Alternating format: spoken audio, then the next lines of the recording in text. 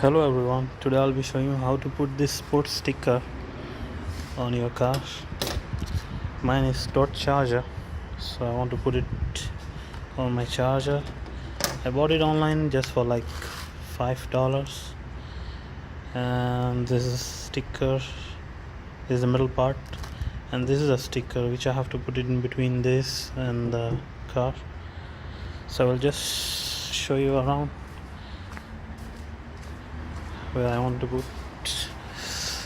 put it here. After applying it, I will show you how it looks like. Now I have applied the sticker part. Now we'll put the metal in here. We'll just remove the outer tape from here, then I'll show you how it looks like. Well, I have applied it and that's how it looks like.